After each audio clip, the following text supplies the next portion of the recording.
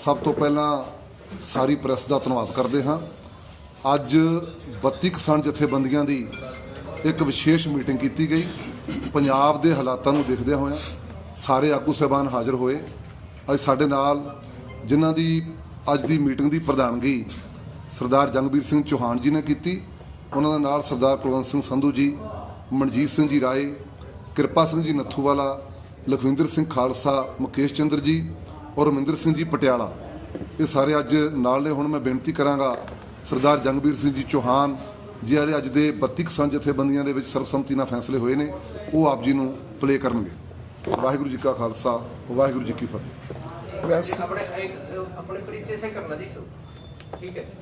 ਜੰਗਬੀਰ ਸਿੰਘ ਚੌਹਾਨ ਪ੍ਰਧਾਨ ਦੁਆਬਾ ਕਿਸਾਨ ਕਮੇਟੀ।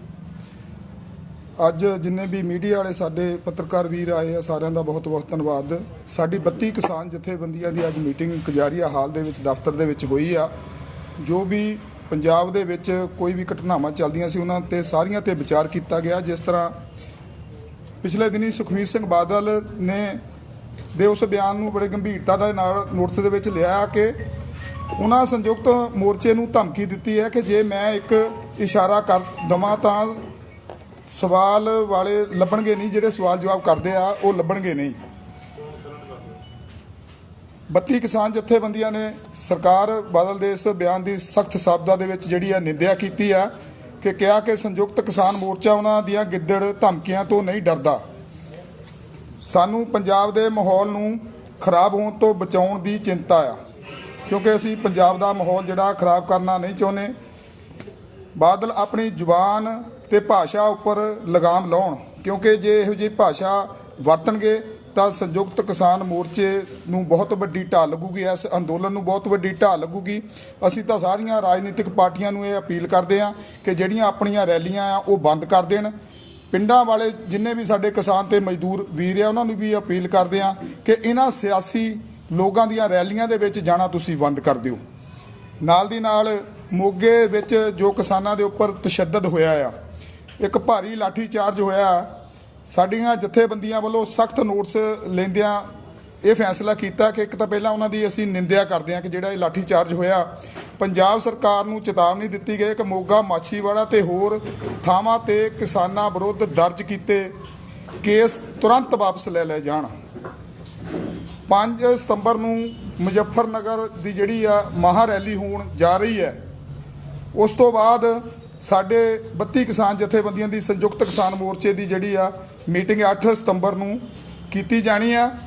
ਉਹਨਾਂ ਵੱਲੋਂ ਸਖਤ ਕਦਮ ਚੁੱਕਣ ਦੇ ਜਿਹੜੇ ਅਸੀਂ ਐਲਾਨ ਕਰਾਂਗੇ। ਉਸ ਮੀਟਿੰਗ ਦੇ ਵਿੱਚ ਐਕਸ਼ਨ ਜਿਹੜਾ ਆ ਅਸੀਂ ਕਰਾਂਗੇ। ਜੇਕਰ ਸਰਕਾਰ ਨੇ ਇਹ ਜਿਹੜੇ ਪਰਚੇ ਦਰਜ ਕੀਤੇ ਆ ਉਹ ਵਾਪਸ ਨਾ ਲਏ, ਉਸ ਮੀਟਿੰਗ ਦੇ ਵਿੱਚ ਅਸੀਂ ਜਿਹੜਾ ਐਕਸ਼ਨ ਦਾ ਐਲਾਨ ਕੀਤਾ ਜਾਵੇਗਾ, ਜਿਹਦੀ ਕਿ ਪੰਜਾਬ ਸਰਕਾਰ ਜਿਹੜੀ ਆ ਜ਼ਿੰਮੇਵਾਰ ਹੋਵੇਗੀ।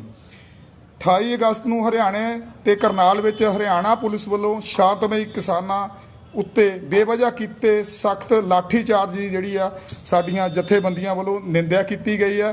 ਇਹ ਫੈਸਲਾ ਵੀ ਲਿਆ ਗਿਆ ਕਿ ਹਰਿਆਣੇ ਦੇ ਕਿਸਾਨਾਂ ਨਾਲ ਹਰ ਪੱਧਰ ਤੇ ਸਾਥ ਦੇਵਾਂਗੇ।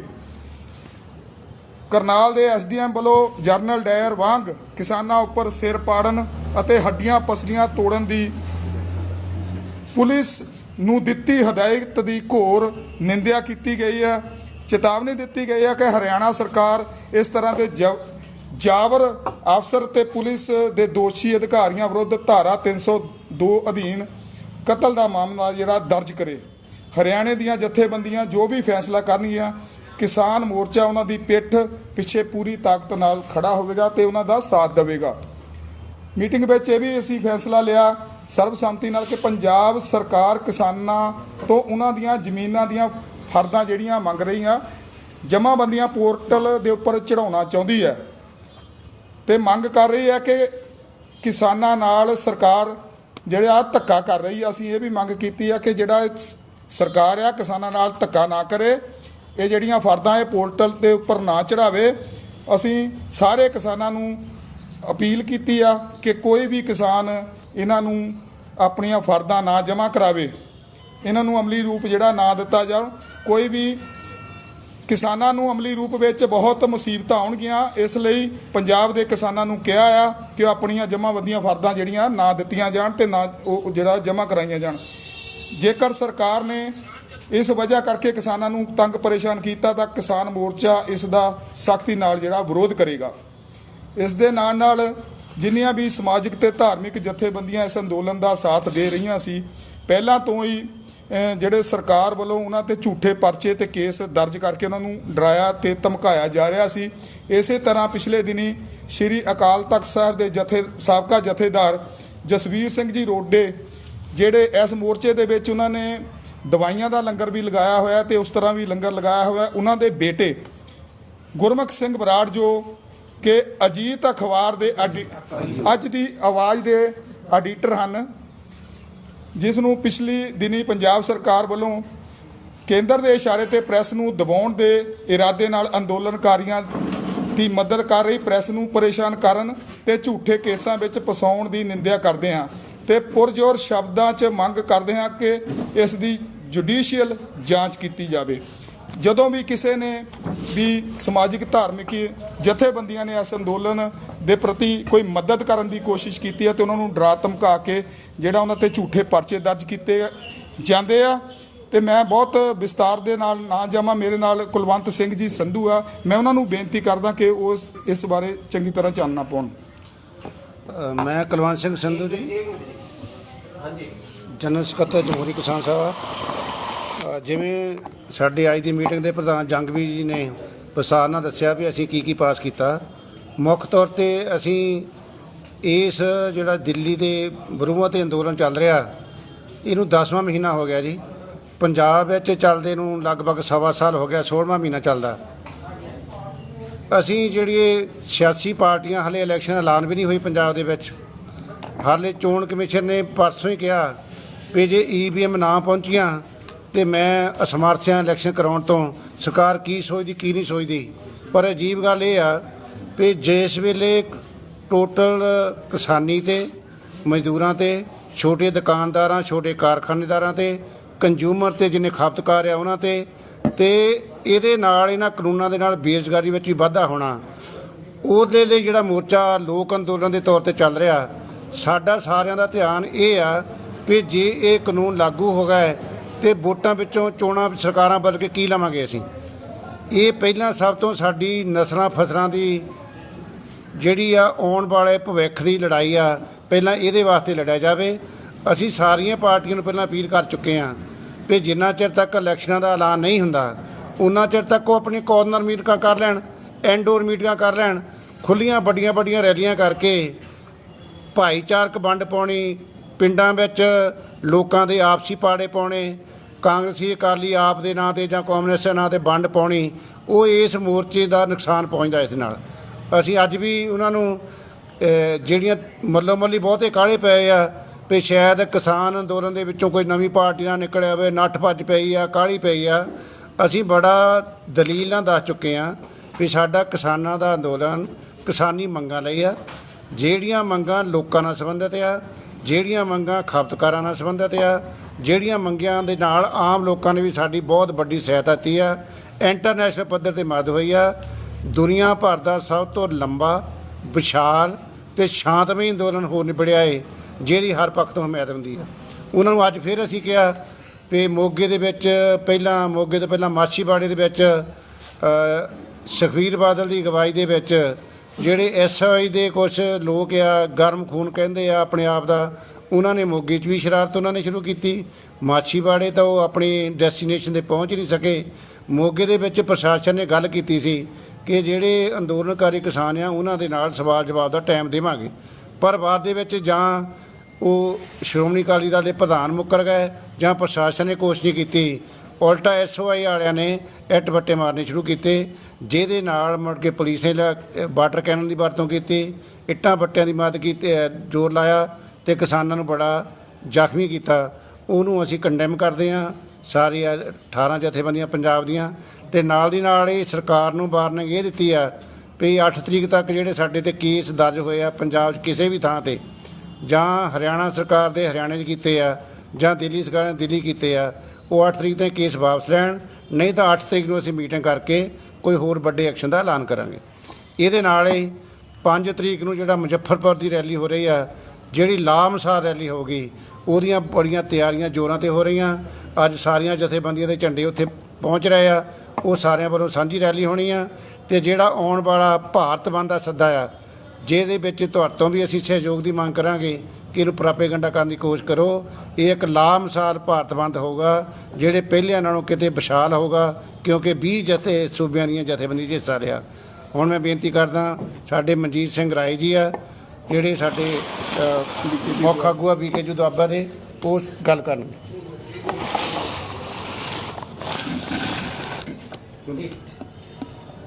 ਅੱਜ ਸਾਡੀ ਪੰਜਾਬ ਦੀਆਂ 32 ਜਥੇਬੰਦੀਆਂ ਦੀ ਮੀਟਿੰਗ ਹੋਈ ਹੈ ਔਰ ਇਸ ਮੀਟਿੰਗ ਦੇ ਵਿੱਚ ਜੋ ਸਰਦਾਰ ਸੁਖਬੀਰ ਸਿੰਘ ਬਾਦਲ ਹੋਣਾ ਨੇ ਕੱਲ ਮੋਗੇ ਵਿੱਚ ਰੈਲੀ ਰੱਖੀ ਹੋਈ ਸੀ, ਉਸ ਰੈਲੀ ਦੇ ਵਿੱਚ ਜੋ SOI ਵੱਲੋਂ ਉੱਥੇ ਕਿਸਾਨਾਂ ਦੇ ਨਾਲ ਬਦਸਲੂਕੀ ਕੀਤੀ ਔਰ ਇੱਟ-ਬੱਟੇ ਚਲਾਏ, ਉਹਦੀ ਸਖਤ ਸ਼ਬਦਾਂ 'ਚ ਨਿੰਦਾ ਕੀਤੀ ਹੈ 32 ਜਥੇਬੰਦੀਆਂ ਨੇ। ਔਰ ਇੱਕ ਜਿਹੜਾ ਸੁਖਬੀਰ ਜੀ ਦਾ ਬਿਆਨ ਹੋਣਾ ਕਿ ਅਸੀਂ ਇਸ਼ਾਰਾ ਕਰਾਂਗੇ ਤੇ ਇਹ ਲੱਭਣਗੇ ਵੀ ਨਹੀਂ, ਉਹਦੀ ਵੀ ਸਖਤ ਸ਼ਬਦਾਂ 'ਚ ਨਿੰਦਾ ਕਰਦੇ ਹਾਂ ਔਰ ਸੁਖਬੀਰ ਜੀ ਨੂੰ ਚੈਲੰਜ ਕਰਦੇ ਹਾਂ ਕਿ ਸੁਖਬੀਰ ਜੀ, ਜੇ ਸੰਯੁਕਤ ਮੋਰਚੇ ਨੇ ਕੋਈ ਕਾਲ ਦੇਤੀ ਤੇ ਪੰਜਾਬ 'ਚ ਖੜਨਾ ਔਖਾ ਹੋ ਜਾਏਗਾ ਤੁਹਾਨੂੰ। ਇਸ ਕਰਕੇ ਇਹਨਾਂ ਰੈਲੀਆਂ ਤੋਂ ਬਾਅਦ ਆ ਜਾਓ। ਇਹ ਇਕੱਲਾ ਪੰਜਾਬ ਤੁਸੀਂ ਨਹੀਂ ਲੁੱਟ ਕੇ ਲੈ ਜਾਣਾ, ਇਸ ਇਰਾਦੇ ਨਾਲ ਕਿ ਸਾਨੂੰ ਇੰਝ ਲੱਗ ਰਿਹਾ ਕਿ BJP ਦੇ ਇਸ਼ਾਰੇ ਤੇ ਤਾਂ ਨਹੀਂ ਕਿਤੇ ਕਰ ਰਹੇ, ਇਹ ਜਿਹੜੀਆਂ ਤੁਸੀਂ ਰੈਲੀਆਂ ਸ਼ੁਰੂ ਕਰ ਦਿੱਤੀਆਂ ਨੇ। ਸੋ ਇਸ ਕਰਕੇ ਉਹਨਾਂ ਨੂੰ ਤਾੜਨਾ ਕਰਦੇ ਆ, ਇਹ ਰੈਲੀਆਂ ਬਿਲਕੁਲ ਬੰਦ ਕਰ ਦਿਓ। ਜਦੋਂ ਇਲੈਕਸ਼ਨ ਕਮਿਸ਼ਨ ਵੱਲੋਂ ਇਲੈਕਸ਼ਨ ਅਨਾਉਂਸ ਹੋ ਜਾਏਗੀ ਫਿਰ ਕੋਈ ਰੈਲੀਆਂ ਕਰ ਲੈਣ। ਉਸ ਤੋਂ ਪਹਿਲਾਂ ਜੇ ਕੋਈ ਰੈਲੀਆਂ ਕਰਦੇ ਨੇ ਤਾਂ ਫਿਰ ਇਹ ਲੱਗ ਰਿਹਾ ਸਾਨੂੰ ਕਿ ਪੰਜਾਬ ਦਾ ਮਾਹੌਲ ਖਰਾਬ ਕਰਨ ਦੇ ਵਿੱਚ ਸ਼੍ਰੋਮਣੀ ਅਕਾਲੀ ਦਲ ਔਰ ਸੁਖਬੀਰ ਬਾਦਲ ਦਾ ਵੱਡਾ ਹੱਥ ਹੋਏਗਾ। ਸੋ ਇਹ ਜਿਹੜੀਆਂ ਵੀ, ਇਕੱਲੇ ਮੈਂ ਸੁਖਬੀਰ ਬਾਦਲ ਨੂੰ ਨਹੀਂ ਕਹਿੰਦਾ, ਜਿਹੜੀਆਂ ਵੀ ਰਾਜਨੀਤਿਕ ਪਾਰਟੀਆਂ, ਚਾਹੇ ਕਾਂਗਰਸ ਹੋਵੇ, ਚਾਹੇ ਅਕਾਲੀ ਦਲ ਹੋਵੇ, ਚਾਹੇ ਆਮ ਆਦਮੀ ਹੋਵੇ, ਕੋਈ ਵੀ ਪਾਰਟੀ ਹੋਵੇ, ਜਿਹੜੀਆਂ ਪੰਜਾਬ ਦੇ ਵਿੱਚ ਰੈਲੀਆਂ ਕਰਨਗੇ, ਪੰਜਾਬ ਦਾ ਮਾਹੌਲ ਖਰਾਬ ਕਰਨ ਦੀ ਕੋਸ਼ਿਸ਼ ਕਰਨਗੇ, ਇਲੈਕਸ਼ਨ ਅਨਾਉਂਸ ਹੋਣ ਤੋਂ ਪਹਿਲਾਂ ਕੋਈ ਵੀ ਰੈਲੀ ਨਾ ਕੀਤੀ ਜਾਵੇ। ਸੈਕੰਡ, ਜਿਹੜਾ ਹਰਿਆਣੇ ਵਾਲੇ ਸਾਥੀਆਂ ਤੇ ਤਸ਼ੱਦਦ ਕੀਤਾ ਹਰਿਆਣਾ ਗੌਰਮੈਂਟ ਨੇ ਕਰਨਾਲ ਦੇ ਵਿੱਚ, ਉਹਦੀ ਵੀ ਸਖਤ ਸ਼ਬਦਾਂ 'ਚ ਨਿੰਦਾ ਕਰਦੇ ਹਾਂ। ਔਰ ਅਸੀਂ 32 ਜਥੇਬੰਦੀਆਂ ਨੇ ਮਿਲ ਕੇ ਫੈਸਲਾ ਲਿਆ ਹੈ ਕਿ ਜਦੋਂ ਸਾਡੇ ਹਰਿਆਣੇ ਵੀ, ਜਿਹੜੀ ਹਰਿਆਣੇ ਵਾਲੇ ਵੀਰ ਸਾਨੂੰ ਕਾਲ ਦੇਣਗੇ, ਉਸ ਕਾਲ ਦੇ ਵਿੱਚ ਅਸੀਂ ਉਹਨਾਂ ਦੇ ਨਾਲ ਬਿਲਕੁਲ ਦੀਵਾਰ ਬਣ ਕੇ ਖੜੇ ਹੋਵਾਂਗੇ। ਪੂਰੇ ਪੰਜਾਬ ਦੇ 32 ਦੇ 32 ਆਗੂਆਂ ਨੇ ਫੈਸਲਾ ਕੀਤਾ ਹੈ। ਸੋ ਅਸੀਂ ਹਰਿਆਣੇ ਵਾਲੇ ਵੀਰਾਂ ਨੂੰ ਇਹ ਵਾਰ-ਵਾਰ ਯਕੀਨ ਦਿਵਾਉਂਦੇ ਹਾਂ ਕਿ ਜੇਕਰ ਹਰਿਆਣਾ ਸਰਕਾਰ ਦੇ ਖਿਲਾਫ ਕੋਈ ਵੀ ਤੁਸੀਂ ਐਕਸ਼ਨ ਕਰੋਗੇ ਪਲਾਨ, ਤੇ ਅਸੀਂ ਉਸ ਐਕਸ਼ਨ ਦੇ ਵਿੱਚ ਮੋਹਰੇ ਹੋ ਕੇ ਤੁਹਾਡੇ ਨਾਲ ਚੱਲਾਂਗੇ। ਪੰਜਾਬ ਦੇ 32 ਜਥੇਬੰਦੀਆਂ ਨੇ ਉਹਨਾਂ ਨੇ ਫੈਸਲਾ ਲਿਆ।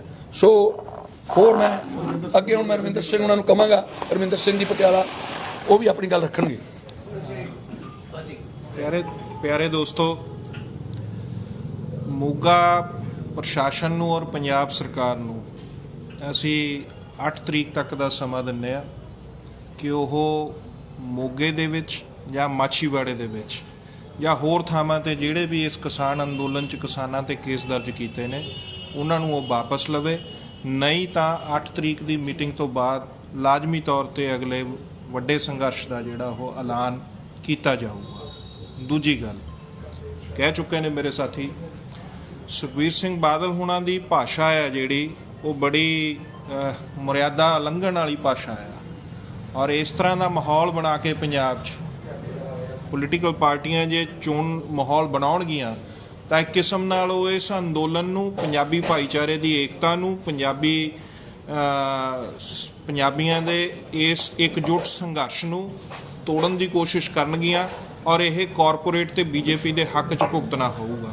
ਇਸ ਕਰਕੇ ਜੇ ਤਾਂ ਬਾਦਲ ਸਾਹਿਬ ਵਾਕਈ ਸਮਝਦੇ ਨੇ, ਉਹ ਬਹੁਤ ਕਹਿੰਦੇ ਵੀ ਨੇ, ਕੱਲ੍ਹ ਵੀ ਉਹਨਾਂ ਨੇ ਕਿਹਾ ਕਿ ਅਸੀਂ ਕਿਸਾਨਾਂ ਲਈ ਬਹੁਤ ਕੁਝ ਕੀਤਾ, ਜੇ ਉਹ ਵਾਕਈ ਕਿਸਾਨਾਂ ਦੇ ਪੱਖੀ ਨੇ ਤਾਂ ਪਹਿਲਾਂ ਵੀ ਉਹਨਾਂ ਨੇ ਇਹਨਾਂ ਬਿੱਲਾਂ ਨੂੰ ਬਹੁਤ ਚੰਗਾ ਕਿਹਾ ਸੀ। ਕਿਸਾਨ ਅੰਦੋਲਨ ਨੇ ਉਹਨਾਂ ਨੂੰ ਆਪਣਾ ਸਟੈਂਡ ਠੀਕ ਕਰਨ ਲਈ ਮਜਬੂਰ ਕੀਤਾ ਔਰ ਭਾਜਪਾ ਨਾਲੋਂ ਗੱਠਜੋੜ ਤੋੜਨ ਲਈ ਮਜਬੂਰ ਕੀਤਾ। ਉਹਨਾਂ ਨੂੰ ਹੁਣ ਵੀ ਅਸੀਂ ਅਪੀਲ ਕਰਦੇ ਹਾਂ ਕਿ ਬਾਜ਼ ਆ ਜਾਓ ਆਪਣੀ ਗੱਲ ਤੋਂ, ਨਹੀਂ ਤਾਂ ਕਿਸਾਨਾਂ ਦੇ ਨਾਲ ਜਿਹੜਾ ਵੀ ਖਾਊਗਾ ਇਸ ਮਾਮਲੇ 'ਚ ਤਾਂ ਉਹ ਅੱਜ ਭਾਜਪਾ ਦੀ ਖੇਡ ਰਿਹਾ ਹੋਊਗਾ। ਬਾਦਲ ਸਾਹਿਬ, ਭਾਜਪਾ ਦੀ ਤੇ ਕਾਰਪੋਰੇਟ ਦੀ ਖੇਡ ਖੇਡਣ ਤੋਂ ਬਚੋ ਔਰ ਇਹ ਚੋਣ ਮੁਹਿੰਮ ਤੇ ਜਿਹੜਾ ਤੁਸੀਂ ਨਿਕਲੇ ਹੋ ਇਹਨੂੰ ਲਗਾਮ ਲਾਓ। ਅਸੀਂ ਇਹ ਅਪੀਲ ਪੰਜਾਬ ਦੀਆਂ ਸਾਰੀਆਂ ਪੋਲੀਟੀਕਲ ਪਾਰਟੀਆਂ ਨੂੰ ਕਰਦੇ ਹਾਂ। ਉਹਦਾ 8 ਤਰੀਕ ਦੀ ਸਾਡੀ ਮੀਟਿੰਗ ਦੇ ਵਿੱਚ ਇਸ ਮਾਮਲੇ ਦੇ ਉੱਪਰ ਬਕਾਇਦਾ ਰੂਪ 'ਚ ਚਰਚਾ ਕਰਨ ਤੋਂ ਬਾਅਦ ਵਿਸਤ੍ਰਿਤ ਰੂਪ 'ਚ ਅਸੀਂ ਆਪਣੀ ਗੱਲ ਸਾਹਮਣੇ ਲੈ ਕੇ ਆਵਾਂਗੇ।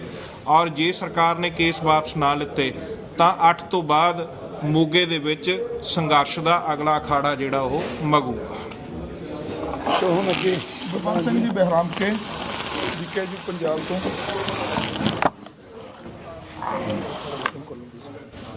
ਸੋ ਅੱਜ ਦੀ ਜੋ 32 ਕਿਸਾਨ ਜਥੇਬੰਦੀਆਂ ਦੀ ਮੀਟਿੰਗ ਵਿੱਚ ਫੈਸਲੇ ਲੈ ਗਏ ਨੇ, ਮੇਰੇ ਸਾਥੀਆਂ ਨੇ ਸਾਰਾ ਕੁਝ ਦੱਸਿਆ।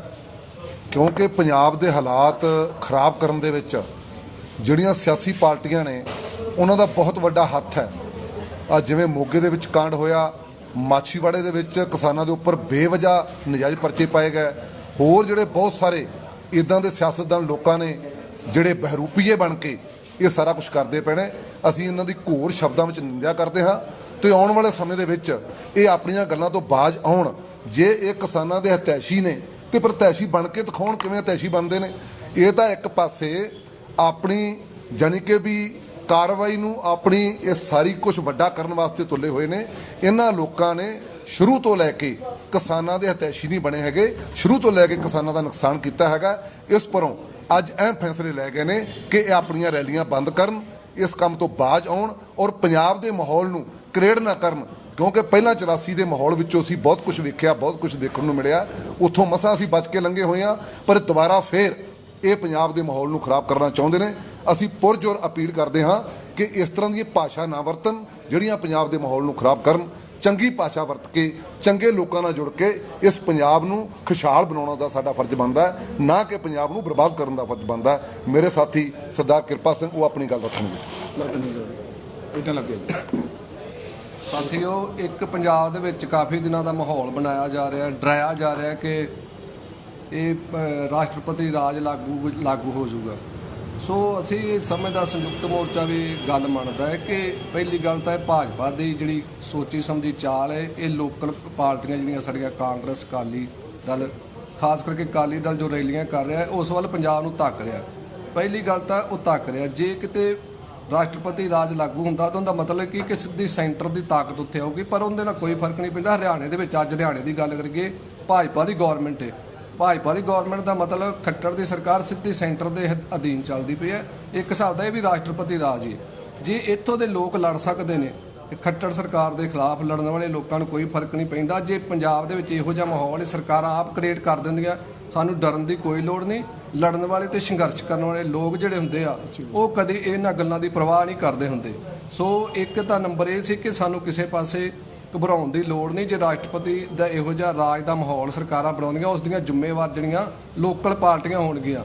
ਔਰ ਨੰਬਰ 2 ਤੇ ਜਿਹੜਾ ਮੇਰੇ ਸਾਥੀਆਂ ਨੇ ਦੱਸਿਆ ਸੀ, ਇੱਕ ਮਤਾ ਪਾਸ ਕੀਤਾ ਕਿ ਜਿਹੜੇ ਪੰਜਾਬ ਦੇ ਨੌਜਵਾਨਾਂ ਨੂੰ ਸਰਕਾਰ ਪਰੇਸ਼ਾਨ ਕਰਕੇ ਸੈਂਟਰ ਗੌਰਮੈਂਟ ਦੀ ਸ਼ਹਿ ਤੇ ਪੰਜਾਬ ਗੌਰਮੈਂਟ, ਜਿਵੇਂ ਸਰਦਾਰ ਗੁਰਮੁਖ ਸਿੰਘ ਬਰਾੜ ਨੂੰ ਪਿਛਲੇ ਦਿਨੀ ਗ੍ਰਿਫਤਾਰ ਕੀਤਾ ਗਿਆ, ਅਸੀਂ ਉਸ ਦੀ ਵੀ ਨਿਖੇਧੀ ਕਰਦੇ ਹਾਂ।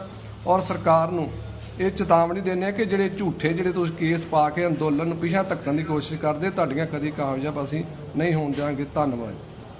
ਅੰਤ ਵਿੱਚ ਸਾਰੀ ਪ੍ਰੈਸ ਦਾ ਬਹੁਤ ਬਹੁਤ ਧੰਨਵਾਦ। ਸਵਾਲ ਜਵਾਬ ਕਰ ਲਓ। ਹਾਂਜੀ, ਪ੍ਰੈਸ ਨੂੰ ਕੋਈ ਸਵਾਲ ਜਵਾਬ ਕਰਨਾ? ਕੋਈ ਸਵਾਲ ਪੁੱਛਿਆ ਕੋਈ ਨਹੀਂ, ਸੰਧੂ ਸਾਹਿਬ ਬੋਲੇਗਾ ਕੋਈ ਨਹੀਂ, ਜਿਸੇ ਮਰਜ਼ੀ ਪੁੱਛੋ। ਚਲੋ ਤੁਸੀਂ ਪੁੱਛੋ ਤੁਸੀਂ ਫਾਈਨਲ कर लेंगे। 3 सवाल है जी। एक तो कल जो नागल गांव में बिल्कुल आपके पास थी, इसमें पंचायत हुई है, एक किसान से रास्ता मांगने के लिए आंदोलन चल रहा है। उन्होंने कहा है कि रास्ता आंदोलन 5 तारीख को पंचायत होनी है, तो गांव ने उनको मना कर दिया कि हम किसानों के साथ हैं, तो फिर भी पंचायत कर रहे हैं और एक मुख्यमंत्री को मांग पत्र दे रहे हैं। इसी तरह से लिखते ताकि स्थिति न बने और आपकी भी पंचायत का हमारा संयुक्त मोर्चे का भी और पंजाब की जथेबंदियों के ये विचार है कि ये जो कानून बने हैं, मैं पहले बोल चुका हूँ, जितने किसानों के लिए ख़तरनाक है, कंज्यूमर के लिए उससे भी ज़्यादा ख़तरनाक है। छोटे दुकानदारों के लिए, छोटे कारखानों के लिए। और ये इससे पहले किरत कानून लागू करके 8 घंटे की दिहाड़ी 12 घंटे कर दी है। तो ये जो पंचायत कर रहे हैं, पहले भी एक बार कोशिश की गई थी इन लोगों की तरफ से कि हम मार्च करेंगे, रास्ता खाली करवाएंगे।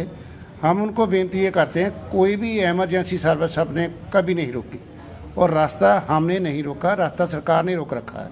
सरकार ने बैरिकेड लगाए हैं, वो सरकार से मांग करें कि बैरिकेड तो आपने लगाए, हमने तो लगाए नहीं हैं। और जो रश पड़ता है उनका ही प्रॉब्लम आती है। स्कूटर हम नहीं रोक रहे, कार हम नहीं रोक रहे, कोई एमरजेंसी सर्विस हम नहीं रोक रहे। किससे मांग रहे हैं वो सरकार से मांगे, हमें कोई अवधि नहीं है। मगर अगर कहें कि किसानों के कारण हम कोई परेशान हैं, 3 दिन जहाँ मेडिकल कैंप रखता है, हज़ारों लोग अब तक जहाँ से इलाज करा चुके हैं, फ्री इलाज चलता है, हार्ट का भी है, आई का भी है, ऑपरेशन भी फ्री करते हैं, ये एरिया के लोग ही हैं। मगर पॉलिटिकल मोटिवेटर जो मूव है उसको तो हम बोलते हैं ठीक नहीं है। अगर उनको कोई प्रॉब्लम है हमारे साथ आएँ, बैठकर बातचीत करने को तैयार हैं। जो फोर्सफुली करेंगे हमको टिकरी बॉर्डर पर भी बहादुरगढ़ के कारखानेदार हैं जो, उन्होंने भी एक पटिशन पा रखी है कि हमें एक रास्ता पूरे का पूरा खोलो। ये किसान कोई शौक से तो बैठे नहीं हैं, आप भी जानते हो, घर बार छोड़कर बैठना, इतनी बरखा ठंड गर्मी में बैठे रहे हैं। हम लोगों के लिए बैठे हैं, अपने लिए नहीं बैठे। सरकार हमारी मांगे मान ले, हम तो आज ही जाने को तैयार हैं। सरकार हमें मजबूर कर रही है जहाँ रहने को, और सरकार जितनी जल्दी मांगे मान लेगी, आपका भी भला होगा, हमारा भी भला होगा। उनको रिक्वेस्ट है कि सरकार से जो मांगना मांगे, हम क्लैश नहीं चाहते किसी से। कल मुख्यमंत्री आ रहे हैं जी राय विधानसभा क्षेत्र में खिलाड़ी को सम्मान देने के लिए, तो वही जो ग्रुप है जो रास्ता खोलो आंदोलन चला रहे हैं, वो मुख्यमंत्री को मांग पत्र देंगे कि हमारे समाधान करवाए।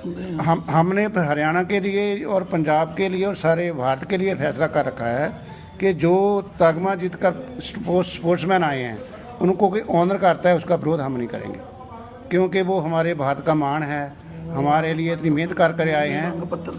मांग पत्र वो दें, हमें तो कोई इससे आपत्ति नहीं, कोई आपत्ति नहीं है। अगर वो किसी को एक मांग पत्र देने से कोई आपत्ति नहीं है।